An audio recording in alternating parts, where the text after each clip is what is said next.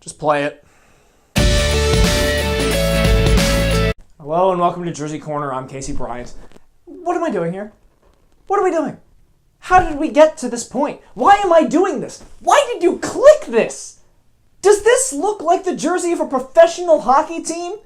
This looks like the jersey of a crappy beer league team with more money to spend than talent. Okay, let's back up a little bit. In case it wasn't painfully obvious already, these are alternate sweaters worn by the Anaheim Mighty Ducks in the 1995-96 season. It's gone down as one of the most infamously bad jerseys in sports history, spotlighted by a game against the Los Angeles Kings that would later be dubbed the Jersey Classic. Not because they were playing in New Jersey or anything, no, but because the Los Angeles Kings also happened to be wearing these hunks of garbage. So alright, is there anything positive to take away from these jerseys?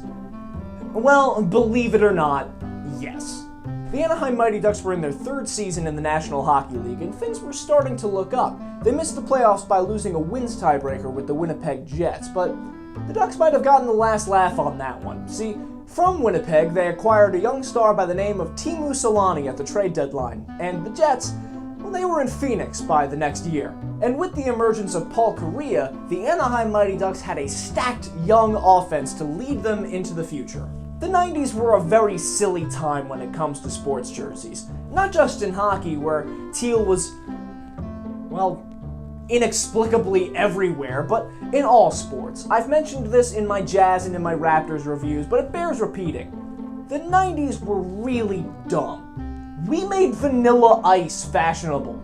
What makes these so particularly repulsive is the fact that NHL sweaters are considered a completely different animal. You do not disrespect an NHL sweater in the hockey community. I mean, the whole rhetoric of the league is based on tradition and pride and playing for the crest on the front and not the name on the back.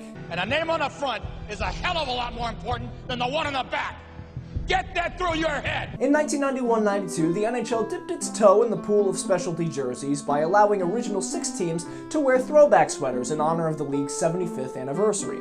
4 years later, the league announced its first alternate jersey program. They allowed it for 5 teams: the Pittsburgh Penguins, the Boston Bruins, the Vancouver Canucks, the Los Angeles Kings, and the Anaheim Mighty Ducks. Yeah! Guess they figured, well, we dipped our toe in the water, time to dive headlong into the shallow end. Hope that lining ain't concrete. All 5 of these jerseys have taken on somewhat of a cult status among their respective fan bases, and while none of them are particularly good, some of them are certainly better than others. Vancouver and Pittsburgh both succumb to this two-tone faded color nonsense, but they're clearly the best of the bunch. Los Angeles and Boston both have really cartoony looks about them, as if they were part of some kind of fan design contest. Now, I'm not trying to say that the Burger King jerseys are the reason why Wayne Gretzky left Los Angeles, but he was traded to St. Louis just 1 month after wearing these for the first time, and you can't prove that I'm wrong. None of these sweaters were as egregiously and blatantly offensive to the senses as the Mighty Ducks Wild Wing jerseys. The players shrugged it off as, oh, we're in our 3rd season, we don't really have a tradition to uphold. That doesn't mean immediately go dumpster diving for some rejected minor league concept art. I call it bold and brash. More like belongs in the trash. It had been a needlessly rough year on Wild Wing the Duck, too. I mean, he was just getting over the mysterious disappearance of his mascot buddy, the Iceman. Hold out hope, Wild Wing. We'll find him someday. But the 95-96 season opener was also the night of his Evel Knievel incident with the fire jump gone wrong, which I don't even understand how. It looked like he just had to get a foot off the ground. The next home game, the fire feature didn't go off because someone forgot to fill it with propane. A few games later, he's dangling from the rafters, trying to make a dramatic entrance from the ceiling. It's hard out here for a Duck. And after suffering so many public humiliations, how does the organization make it up to their favorite son? By plastering him all over these! Ducks head coach Ron Wilson said, maybe he should be in a wheelchair, or hanging from a rope. I'm sure he was just referencing the cable that allows him to enter from the ceiling, but like I said, it was a dark time for Wild Wing. They've tried to make him look tough, like bursting through this sheet of ice like he's the Kool-Aid Man or something, but It seems irresponsible to have him tearing up the playing surface, don't you think? Unless he was trapped under there. That's why he's bursting through with such ferocity. He's fighting for his life. Someone check this duck for frostbite. Another problem I have with this is his position. Wild Wing is a goalie. He's holding a goalie stick and he's got pads on his legs. What is he gonna do once he bursts through the ice? He can't chase you down or hit you or anything, unless he's Ron Hextall or Patrick Waugh. What was he doing under the ice anyway? Get back in the crease, you Sev! What's with the font on the back, too? It's barely legible from a distance. The 9s kind of look like squished 7s or 4s. I pity the broadcasters that had to pick players out from overhead with this. They'd be better off using Comic Sans. Finally, the colors. Teal and purple were the defining colors of the decade, and the two teams in the NHL that pulled them off the best were the San Jose Sharks, who really made it more of a blue for their oceanic theme, and the Anaheim Mighty Ducks. I don't care if they're dated, the Ducks' original home whites are some of my favorite throwback jerseys, period. I love everything about them. The logo, the colors, the slanted design, even the eggplant purple ones are charming in their own right. But there's a reason they didn't make their specific shade of teal their base.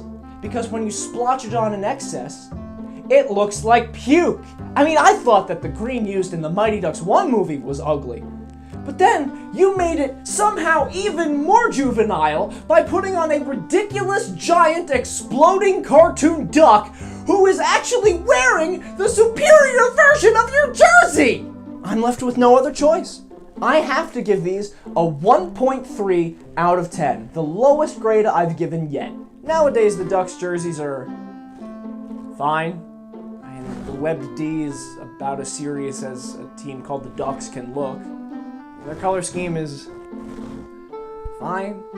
Considering their heinous history of shitty jersey designs, I'll take their current set any day of the week and twice on Sunday. And they do actually use their throwback logo once in a while with their current color scheme, which I have to admit, I really kind of like. But these jerseys perfectly encapsulate why no one took the Anaheim Mighty Ducks seriously for a very long time. I mean, they had some of the best talent of a generation of hockey come through this franchise. They have 2 Western Conference championships and even a Stanley Cup. But it's this jersey in particular that reminded everyone what this franchise was really all about. They weren't trying to sell Teemu Selanne or Paul Kariya, no. They wanted to sell a brand. They wanted to sell Disney. They wanted to sell the Mighty Ducks 3, which was in production January 27th, 1996, the day these jerseys debuted. It was released in October of that year. One-off jerseys now are pretty transparent cash grabs, what with the plethora of outdoor games, the NBA City Edition, the Color Rush jerseys, MLB Players Weekend, but at least there's some effort put in there. They're trying to make a quality product so that they can maximize their sales. This would be like if the New York Mets put Mr. Met on their jersey, flipping the bird saying, "Buy our shit, sheeple, buy our shit."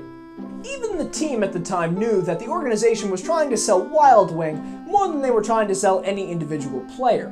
Wild Wing got his own statue outside of the arena like he's Rocky. Gary Valk said that fans wanted the mascot's autograph way more often than any of the athletes. This was just the latest in Disney's blatant commercial pandering. And the thing is, I love the Mighty Ducks movies. I completely, wholeheartedly, unironically love the Mighty Ducks original jerseys. I'm torn between being an objective reviewer and a fan of that which I'm reviewing. Am I a sucker for that?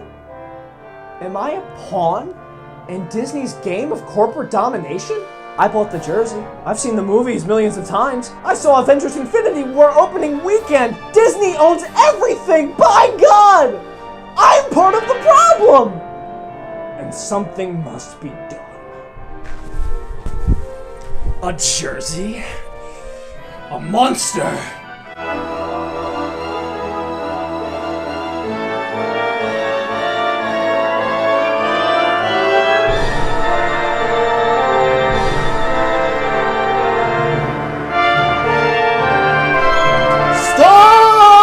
Cried with the random cameo. Oh, hey, forget it, Mac from Hudson Valley Spectrum News, link in the bio. This is an unholy demon. I'm sending it back to hell, where it belongs.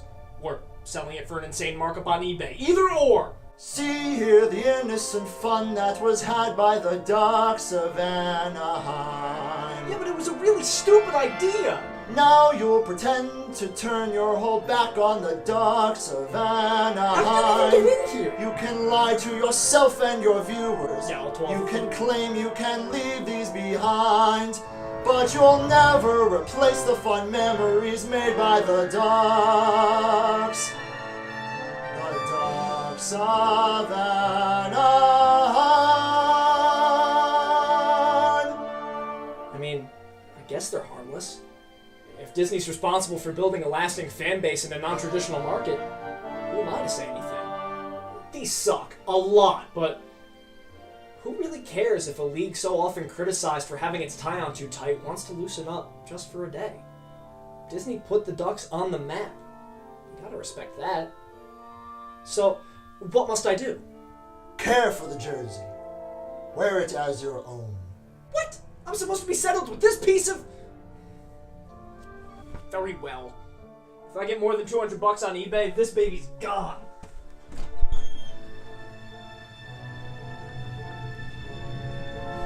Now here is a riddle to guess if you can sing the Ducks of Anaheim.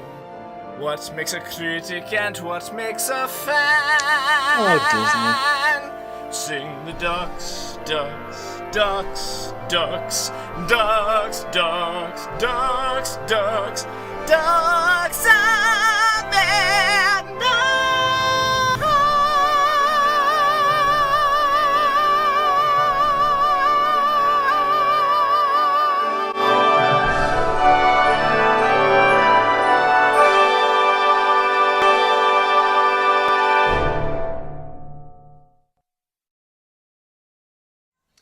Hey guys, thank you so much for watching this video. Thank you to Matt McNamara from Hudson Valley Spectrum News for his contributions. It was Disney's Hunchback of Notre Dame, in case you didn't know what we were parodying. Shay, what are you doing? Anyway, be sure to like and subscribe. Check out more Jersey Corner videos on my YouTube channel. All the clicks are greatly appreciated. There's more featuring Shay here as well, so if you don't like this video, you hate dogs. Yes, I know. Oh, yes, I know. Hello. Thank you. That's very gross.